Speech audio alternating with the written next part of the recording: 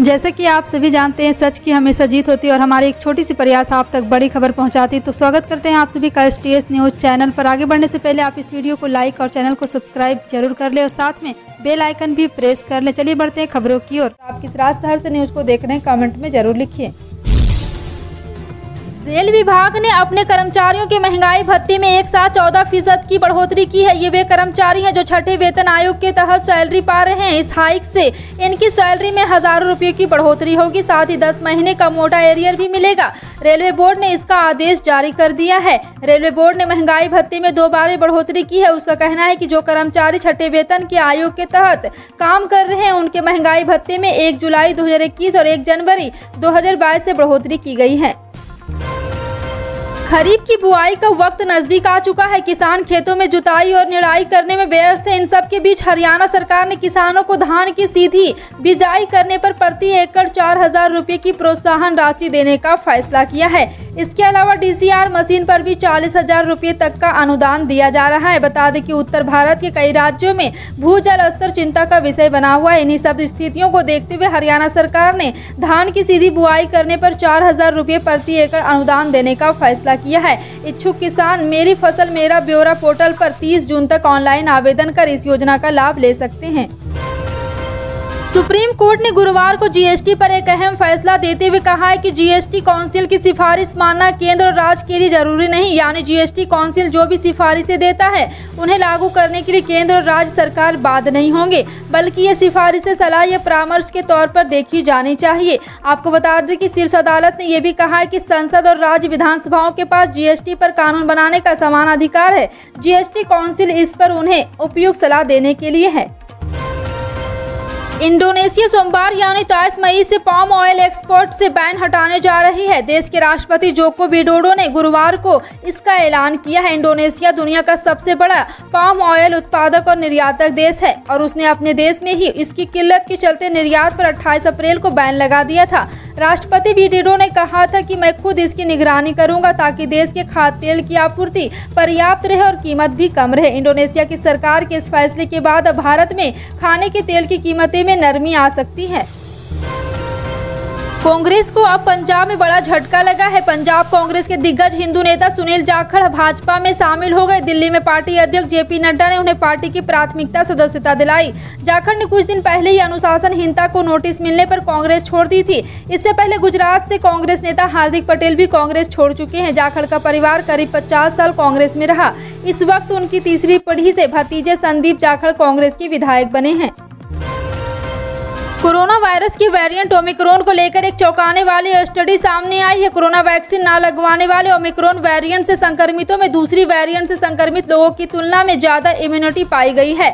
Gladstone institute और university of California ने चूहे पर संक्रमितों के ब्लड सैंपल के जरिए अध्ययन करने के बाद इस बात का दावा किया है।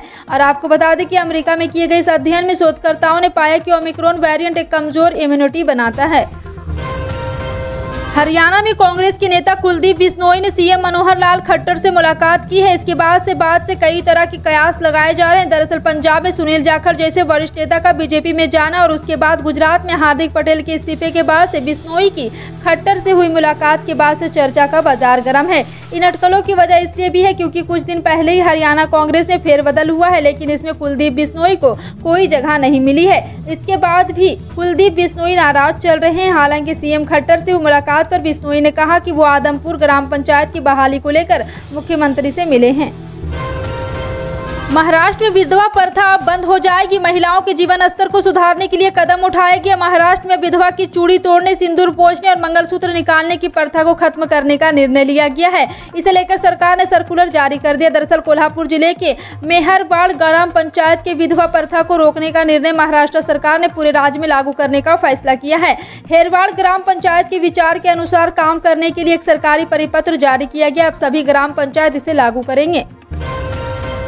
सुप्रीम कोर्ट के फैसले के बाद मध्य प्रदेश में निकाय और पंचायत चुनाव की अड़चन दूर हो गई है। अब OBC आरक्षण के साथ निकाय चुनाव होंगे। MP में निकाय चुनाव की सुप्रीम कोर्ट की तरफ से हरी झंडी मिलने के बाद महाराष्ट्र के निकाय चुनाव को लेकर भी सियासत तेज हो गई है।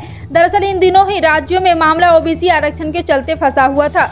मध्य प्रदेश के मामले में सुप्रीम कोर्ट ने 10 मई को राज्य निर्वाचन आयोग के 2 सप्ताह में ओबीसी आरक्षण के बिना नगरीय निकाय पंचायत चुनाव की अधिसूचना जारी करने का आदेश दिया है। राजस्थान में आगामी विधानसभा चुनाव पूर्व मुख्यमंत्री वसुंधरा राजे और अन्य नेताओं के बजाय पीएम नरेंद्र मोदी के चेहरे पर लड़ा जाएगा। जयपुर में 19, 20 और 21 मई को होने वाली पार्टी के राष्ट्रीय पदाधिकारियों की बैठक में यह तस्वीर साफ हो गई है। जयपुर के दिल्ली रोड की बैठक में होटल मिलिला में होने वाली बैठक में पार्टी के राष्ट्रीय सचिव पदाधिकारी के साथ सभी राज्यों के प्रदेशाध्यक्ष हिस्सा लिए। इस बैठक में राजस्थान में आगामी विधानसभा चुनाव जीतने की रणनीति पर मंथन किया जाएगा। भाजपा के वरिष्ठ नेताओं के स्वागत में शहर के जगह जगह होर्डिंग्स और बैनर पोस्टर लगाए गए हैं। मध्य प्रदेश के एक स्टार्टअप ने बृहस्पतिवार को कहा है कि उसने राज्य में खेती के करीब 4000 एकड़ रकबे पर खाद का ड्रोन में छिड़काव किया है और अब यह चिकित्सा क्षेत्र में सामान पहुंचाने के लिए अत्याधुनिक तकनीक का इस्तेमाल की तैयारी किया जा रहा है। इंदौर स्थित स्काई एंड ड्रोन टेक संस्थापक और मुख्य कार्यकारी अधिकारी प्रयास सक्सेना ने संवाददाता सम्मेलन में यह जानकारी दी। उन्होंने बताया कि हमने खरगोन, रायसेना, शाहजहांपुर, राजगढ़, गुना और ग्वालियर जिलों में खेती के कुल 4000 एकड़ रकबे पर ड्रोन से खाद का छिड़काव कर करीब 12.5 लाख रुपए का कारोबार किया है। पंजाब के मुख्यमंत्री भगवंत मान ने गुरुवार को कहा है कि केंद्र सरकार पंजाब को 2000 अतिरिक्त अर्धसैनिक बल दे रहा है। मान यह कह रहा है कि बयान देने केंद्रीय गृह मंत्री अमित शाह से आज हुई मुलाकात के बाद आया है। मान ने कहा कि पंजाब में सुरक्षा बढ़ाने के लिए अर्धसैनिक बल के जवानों को तैनात किया जाएगा क्योंकि नियमित इनपुट मिले हैं कि कुछ तत्व राज्य में अशांति पैदा करने की कोशिश कर रही हैं। दिल्ली हाई कोर्ट से अरविंद केजरीवाल सरकार को बड़ा झटका लगा है। कोर्ट ने राशन की होम डिलीवरी के लिए कई मुख्यमंत्री घर घर राशन कार्ड योजना को रद्द कर दिया है। एक्टिंग चीफ जस्टिस विपिन सांधी और जस्टिस जसमीन सिंह ने गुरुवार को यह फैसला सुनाया है। हाई कोर्ट ने कहा है कि दिल्ली सरकार घर घर राशन पहुंचाने के लिए दूसरी योजना ला सकती है, लेकिन यह केंद्र सरकार की ओर से दिए जाने वाले अनाज से यह योजना नहीं चला सकती है। दिल्ली सरकारी राशन डीलर्स और दिल्ली राशन डीलर्स यूनियन ने योजना का विरोध करते हुए हाई कोर्ट का दरवाजा खटखटाया था। कोर्ट ने जनवरी में फैसला सुरक्षित कर लिया था। स्कूल सर्विस कमीशन नियुक्ति घोटाले में पश्चिम बंगाल की ममता बनर्जी सरकार के मंत्रियों का नाम आने के बाद राज्य में सियासी घमासान एक बार फिर शुरू हो गया है। 19 मई को एसएससी नियुक्तियों में अनियमितताओं को लेकर उठे विवाद और सीबीआई जांच शुरू होने के बीच पश्चिम बंगाल के मुख्यमंत्री ने भाजपा नीति केंद्र सरकार पर निशाना साधा है। उन्होंने भाजपा केंद्र सरकार पर निशाना साधते हुए राजनीतिक प्रतिशोध के लिए संघीय एजेंसियों का दुरुपयोग करने का आरोप लगाया है। उदयपुर चिंतन शिविर के 9 संकल्पों को जमीन पर उतारने और पार्टी के चुनावी प्रदर्शन को बेहतर करने के लिए अब कांग्रेस पार्टी ने कदम उठाने शुरू कर दिए हैं। भाजपा के साथ आप जैसी नई पार्टियों की चुनौती, चुनावी तैयारी और रणनीति का सामना करने के लिए अब कांग्रेस ने अपनी तैयारियों को प्रोफेशनल बनाने का दिशा में कदम उठाना शुरू कर दिया है।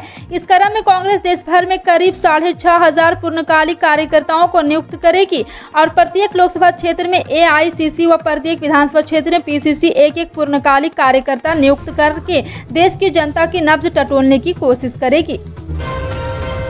बिहार में प्रचंड गर्मी का कहर जारी। गया, बक्सर, जम्मू जैसे कई जिलों में पारा 45 से 46 के पार कर गया है। मौसम पूर्वानुमान के अनुसार अगले 48 घंटे के दौरान राज्य में गर्मी और बढ़ेगी। इस बीच बिहार के सरकारी और प्राइवेट स्कूलों के लिए साल की गर्मी छुट्टी का ऐलान कर दिया गया है। इस बार राज्य के स्कूलों में 23 दिनों की गर्मी छुट्टी रहेगी, जो मई के सेकेंड लास्ट सप्ताह से शुरू होकर जून के दूसरे सप्ताह तक चलेगी। ज्ञानवापी मस्जिद को लेकर सियासी पारा छिड़ गया है, सियासी जंग छिड़ गया है। ओवैसी के बाद समाजवादी पार्टी के सांसद शफीकुर रहमान बर्क ने बड़ा बयान दिया। उन्होंने ज्ञानवापी मस्जिद में शिवलिंग मिलने के दावे को झूठा करार दिया और कहा है कि अगर इसे सील किया गया है तो हमारी जानें कुर्बान होगी। शफीकुर रहमान ने कहा है कि ज्ञानवापी मस्जिद में शिवलिंग के दावे बिल्कुल गलत है, ये झूठा प्रोपेगेंडा है, इसे हम बर्दाश्त नहीं करेंगे। उन्होंने मुसलमानों से अपील की है कि सब इस पर एक साथ रहें और उसके भविष्य के लिए सोचें, उन्हें मस्जिद को झील में और जेल न बनाने दे। राजस्थान के लालसोट व राजसमंद कस्बे में नर्सिंग कॉलेज खुलेंगे। राज्य सरकार ने इस आशय के प्रस्ताव को मंजूरी दे दी है। एक सरकारी प्रवक्ता ने बृहस्पतिवार को बताया कि मुख्यमंत्री अशोक गहलोत ने दौसा जिले के लालसोट तथा राजसमंद जिले के नाथद्वार में नर्सिंग कॉलेज खोले जाने के प्रस्ताव को मंजूरी दी है। जानकारी के मुताबिक झारखंड में बृहस्पतिवार को मतदान शुरू होते ही धनबाद में 2 मुख्य प्रत्याशियों के समर्थक के बीच मारपीट की घटना हुई। पुलिस ने मामला दर्ज कर इसकी जांच प्रारंभ कर दी है। कोडरमा जिले के सतगावा थाना क्षेत्र में आंगनवाड़ी वार्ड 7 मतदान केंद्र में मतदान के दौरान दो पक्षों के बीच मारपीट का मामला भी सामने आया है।